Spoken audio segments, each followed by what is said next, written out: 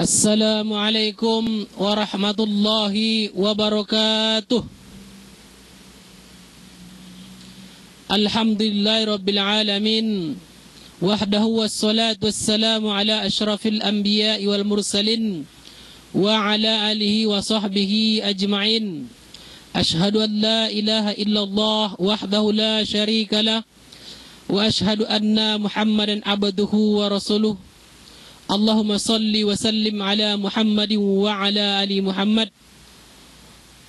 Rabbi shrah li sadri wa yassir li amri wahlul 'uqdatam min lisani yafqahu qawli. Subhanaka la ilma lana illa ma 'allamtana innaka antal alimul hakim. Wa qala Allah ta'ala fil Qur'anil Karim, a'udzu billahi as-samil 'alim minasy syaithanir rajim. Aqimis shalah innas salata tanha 'anil fahsya'i wal munkar. Bapak-bapak, ibu-ibu, jamaah yang berbahagia, mari kita bersyukur kepada Allah Subhanahu wa taala atas limpahan rahmat karunia-Nya kepada kita semua. Salawat dan salam kita sampaikan kepada Rasulullah sallallahu alaihi wasallam yang berlapaskan Allahumma salli ala Muhammad wa ala ali Muhammad. Pada kesempatan yang berbahagia ini, kita ambil satu topik, yaitu surah Al-Ankabut ayat 45, di mana Allah menjelaskan, aqimis shalah, dirikanlah salat, inna salata tanha 'anil fahsya'i wal munkar. Sesungguhnya salat itu mampu, dapat, bisa mencegah perbuatan yang keji dan mungkar. Mari kita evaluasi dulu salat kita yang kita lakukan selama ini. Kalau kita bersumberkan tadi kepada ayat Allah yang telah menyatakan tadi, dirikan salat akan mampu mencegah perbuatan keji dan mungkar. Pertanyaannya, kita melaksanakan salat setiap hari, tetapi apa pengaruhnya kepada kita perbuatan keji dan mungkar tadi?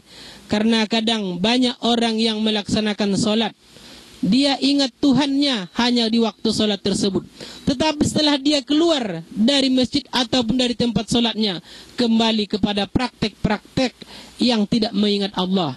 Maka dalam kehidupan ini, supaya salat kita baik, ada beberapa materi atau beberapa item yang harus kita pahami dalam melaksanakan ibadah salat, sehingga salat itu akan berbuah baik kepada baik perilaku maupun kepada masyarakat. Sebab orang yang salatnya baik, bagus, bahkan khusyuk, maka akan berpengaruh kepada kepribadian. Bapak-bapak, ibu-ibu, dimanapun Anda berada, maka kita ketika mau melaksanakan ibadah salat itu, apa yang pertama kali kita perbaiki? Yaitu cara mengambil air wudhu kita. Cara mengambil air wudhu yang buru-buru selama ini, mari pelan-pelan kita laksanakan mengambil air wudhu. Sebab apa? Mengambil air wudhu itu bagian dari tiket untuk melaksanakan ibadah salat. Kalau tidak berair wudhu, mengambil wudhu boleh memakai tayamum. Tapi mengambil air wudhu itu bagian dari persyaratan kita untuk melaksanakan ibadah salat. Sebab kita tidak bisa salat kalau tidak bisa bertayamum ataupun tidak ada wudhu. Maka setelah kita mengambil air wudhu tadi, kita mau melaksanakan ibadah salat. Ketika kita takbir, apa yang pertama kita persiapkan tadi? Allahu Akbar. Allah Maha Besar. Ini kita mengagungkan Allah. Allah Maha Besar. Maha Besar Allah di sini, tidak ada lagi yang lebih besar selain Allah. Karena kita berhadapan Sang Holik, Sang Pencipta, yang Maha Mencipta, yang Maha Mengatur segala-galanya. Maka kita mengucapkan Allah Akbar tadi, mengangkat tangan. Kalau kita kategorikan kita berperang, mengangkat tangan itu tak akan ditembak. Berarti dalam pelaksanaan ibadah salat tadi, kita menyerahkan diri kepada Allah Subhanahu wa taala. Tetapi kadang ada orang yang salah tingkah. Dia mengatakan Allahu Akbar, Allah Maha Besar.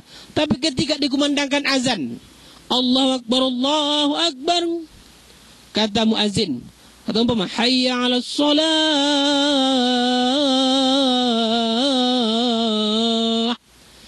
itu sudah dikumandangkan azan, berarti waktu salat sudah masuk.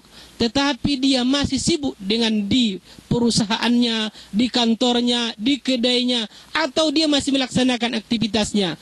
Kadang dia sholat tadi, sudah melaksanakan sholat pada 5:30, melaksanakan waktu sholat asar. Ketika dia mengatakan Allahu Akbar, Allah maha besar katanya. Apa kata Allah pula?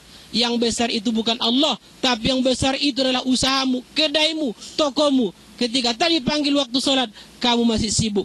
Inilah kadang kita mengatakan Allah Akbar, Allah maha besar, kita kurang konsisten. Bapak, ibu-ibu yang dirahmati Allah. Yang kedua, ketika kita melaksanakan ibadah sholat itu tadi, kita mengatakan Allahu Akbar. Sekarang kita melaksanakan ibadah sholat itu, memahami atau mengerti bacaan-bacaan dalam pelaksanaan ibadah solat. Pamannya kita tadi membaca surah Al-Fatihah, Bismillahirrahmanirrahim, dengan nama Allah yang maha pengasih lagi maha penyayang. Alhamdulillahirabbil alamin, segala puji bagi Allah Tuhan sekalian alam. Artinya apa? Bacaan-bacaan solat itu kita barengi, kita hayati dalam sanubari kita, sehingga kehusukan solat itu akan kita rasakan karena kita paham, kita hayati apa yang kita baca. Kadang sebagian dia melaksanakan solat, Fatihahnya kadang dibacanya 1 nafas atau 2 nafas. Padahal membaca surah Al-Fatihah itu ada kalimat di sana antara hamba dengan Allah. Ketika hamba mengatakan kalimat Alhamdulillahi Rabbil Alamin, maka Allah menjawab, hamidani abdi, hambaku telah memujiku.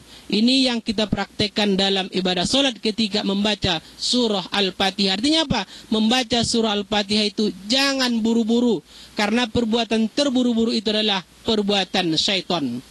Bapak Ibu yang dirahmati Allah.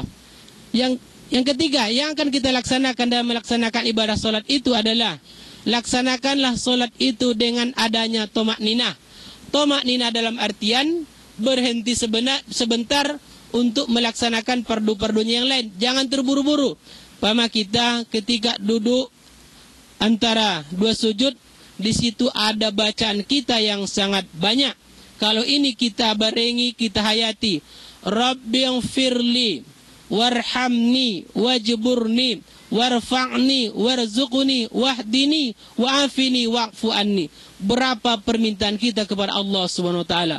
Rabbighfirli, ya Allah, ya Tuhanku, ampuni aku. Warzuqni, beri aku rezeki Allah. Wahdini, beri aku petunjuk ya Allah. Wa'fu anni, beri aku kemaafan, keampunan ya Allah. Inilah yang kita praktekkan dalam melaksanakan ibadah solat, sehingga pengaruh-pengaruh ibadah solat itu akan terpengaruh ke paling baik ketika dia setelah selesai melaksanakan ibadah fardunya tadi. Hari ini kita lihat, kalau dari konsep tadi surah Al-Ankabut tadi, orang yang melaksanakan solat itu akan mampu mencegah perbuatan yang keji dan mungkar. Tapi dalam kehidupan kita, kenapa tidak bisa kita cegah? Berarti pelaksanaan ibadah solat kita itu belum sesuai dengan yang disyariatkan oleh Allah Subhanahu wa taala.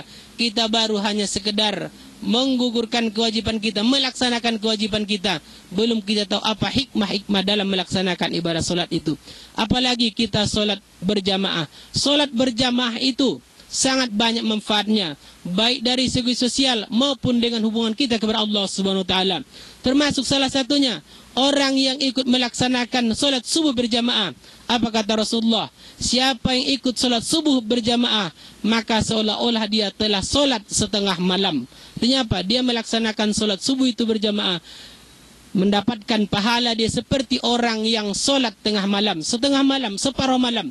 Karena kita tidak bisa mengimbangi solatnya Rasulullah sallallahu alaihi wasallam.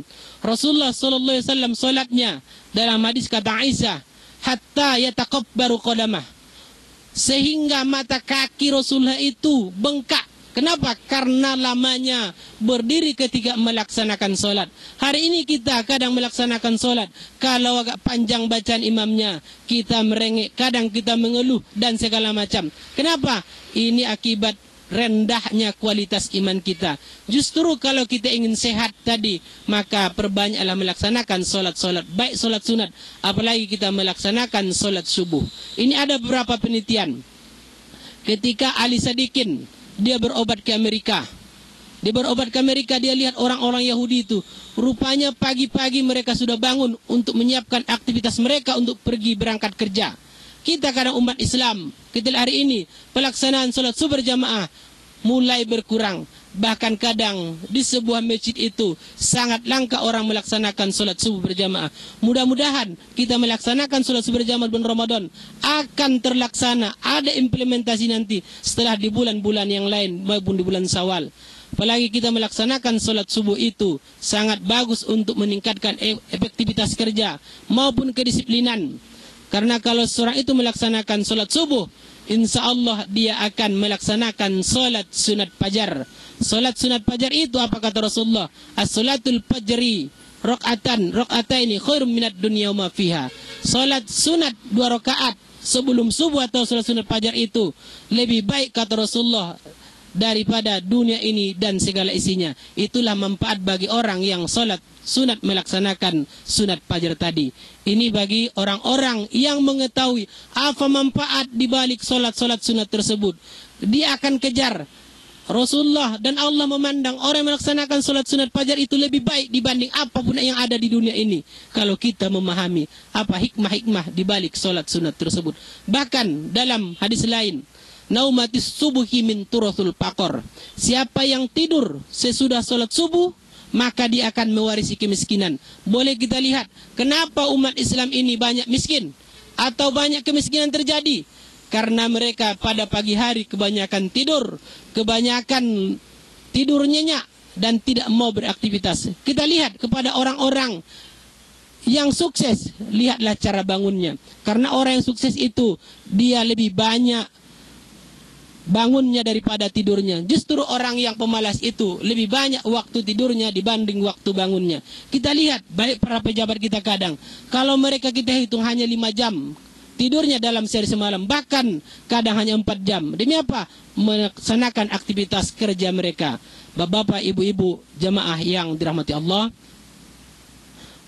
pada kesempatan berbagi ini mudah-mudahan apa yang saya sampaikan ini bertambah ilmu kita dan bertambah ibadah kita guna untuk memperbaiki akhlak kita maupun ibadah kita kepada Allah Subhanahu wa taala. Subhanakallah bihamdika asyhadu an la ilaha illa anta astaghfiruka wa atubu ilaik. Assalamualaikum warahmatullahi wabarakatuh.